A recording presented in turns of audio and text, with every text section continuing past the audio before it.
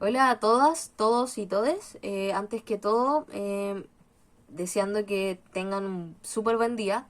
Mi nombre es Valentina Tapia y hoy les vengo a hablar sobre un tema súper relevante que es la redacción de esta nueva constitución y los desafíos que tiene respecto al derecho indígena. Para partir, me gustaría dar una introducción y contexto a la cuestión indígena. Como sabemos, y nuestro contexto histórico, nuestra historia nos relata una serie de acontecimientos que, sin dar mayores detalles, generaron segregación cultural, política y económica a los pueblos indígenas. O sea, a lo largo de la historia, los pueblos originarios siempre fueron discriminados y segregados. A raíz de diversos acontecimientos, tales como por ejemplo el arrebato de las tierras ancestrales de ellos y el olvido por parte del Estado, generaron una inmensa deuda de parte de este hacia los pueblos. Cabe mencionar que la mayoría de acuerdos o avances normativos que hay hoy en día en nuestro país se debe únicamente a la presión que han ejercido los colectivos de los pueblos indígenas, y esto se traduce únicamente a la falta de compromiso, voluntad y seriedad política.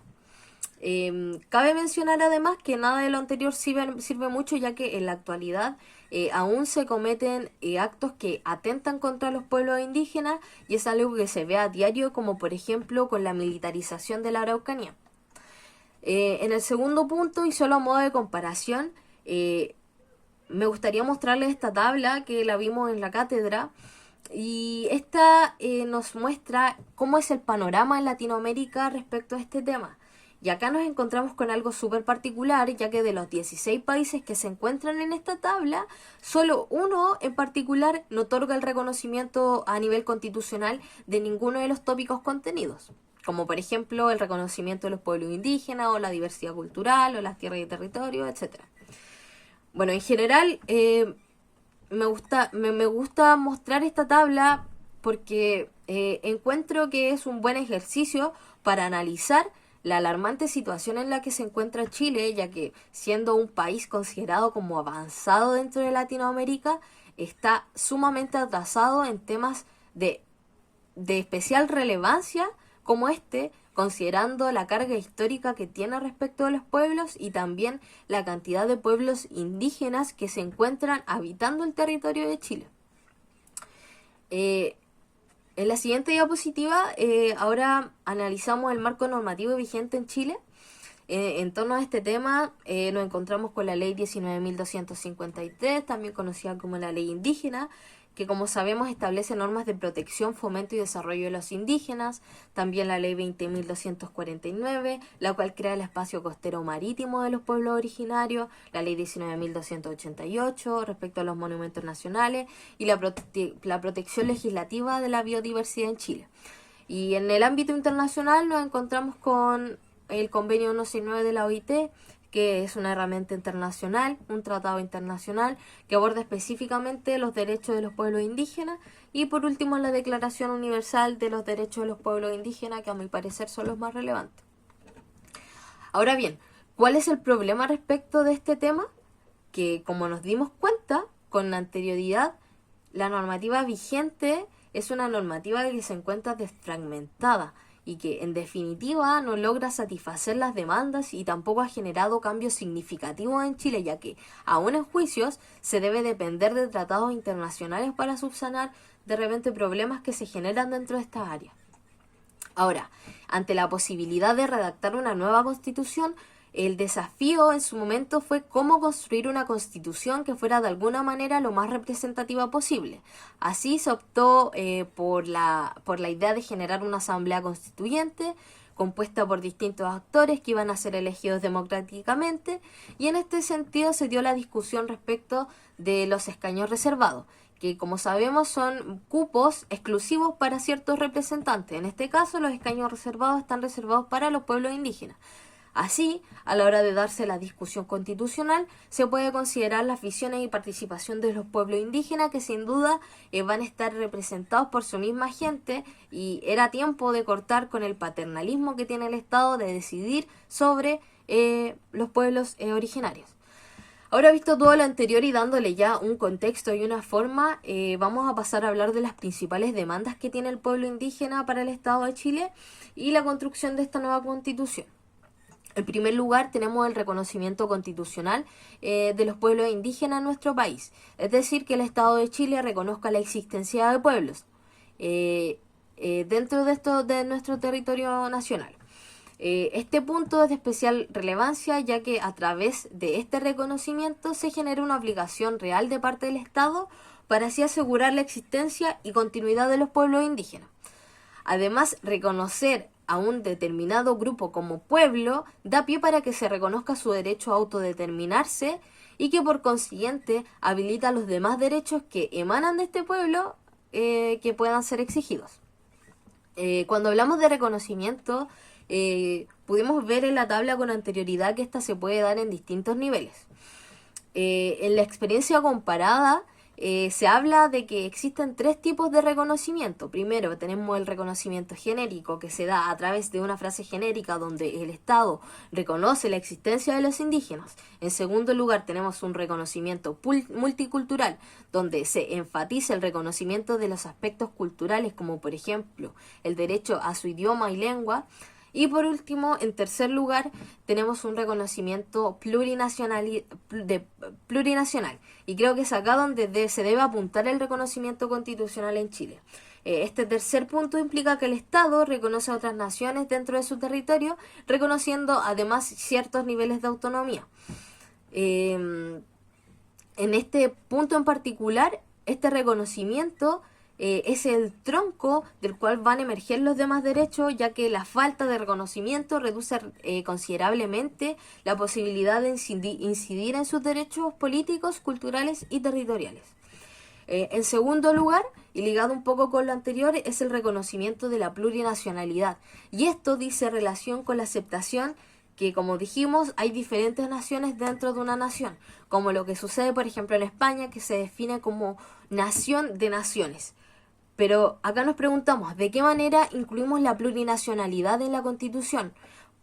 Acá se puede incluir, por ejemplo, a través del reconocimiento de los pueblos, su estatus de participación política.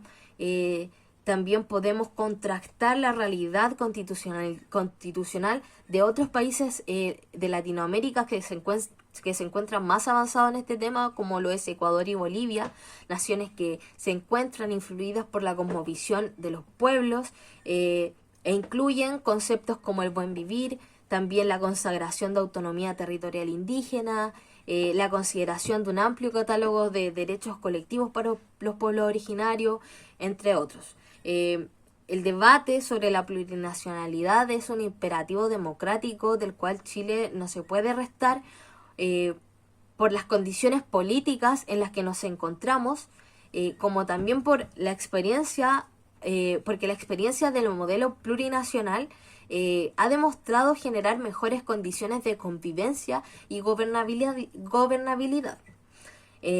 Luego tenemos el reconocimiento al derecho propio indígena y en este sentido nos referimos a reconocer diversos sistemas de resolución de conflicto que puedan tener los pueblos.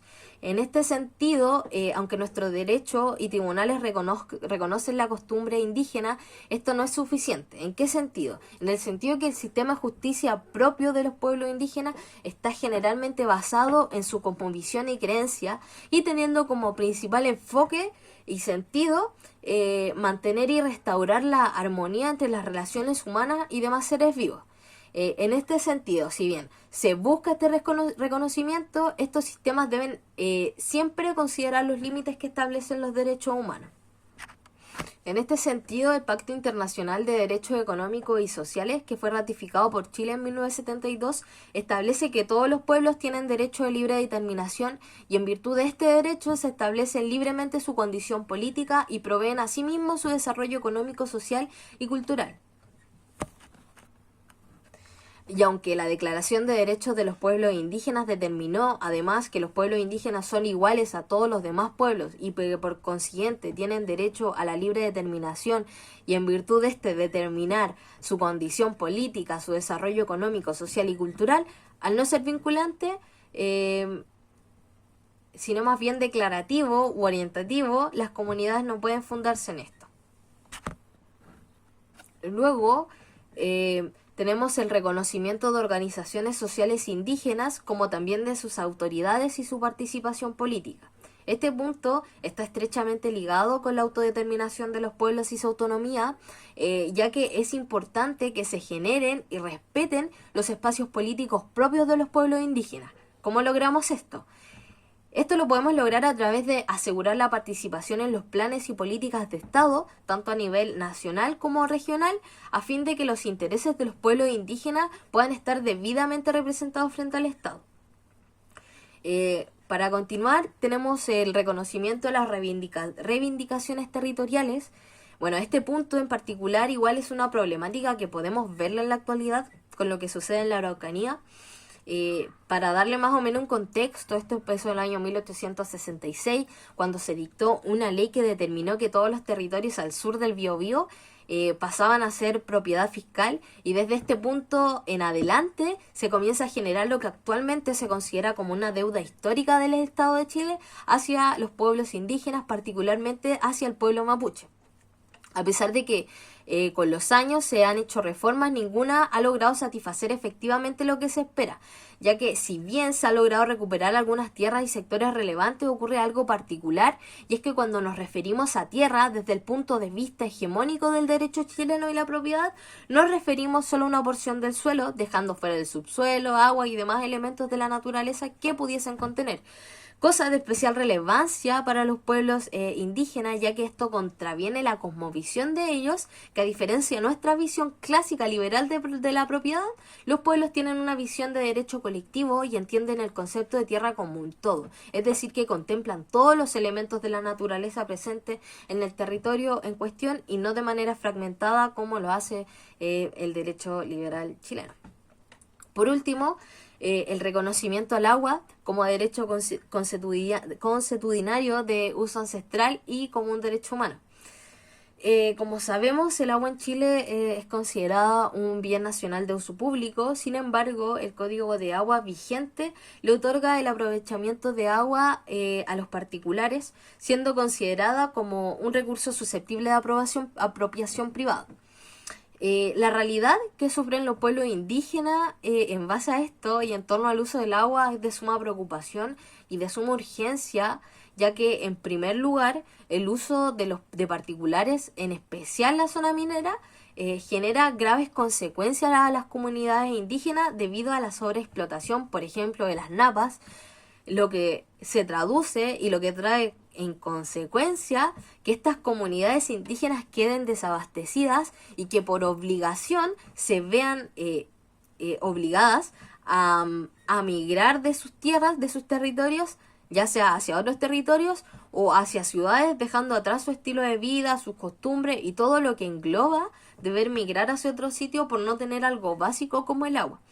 Si bien en la práctica se ha llegado a reconocer el uso ancestral del agua a comunidades indígenas por parte de los tribunales de justicia, este no es un mecanismo ideal, ya que lo que se busca es que se asegure para todos los pueblos indígenas sin recurrir al aparataje judicial.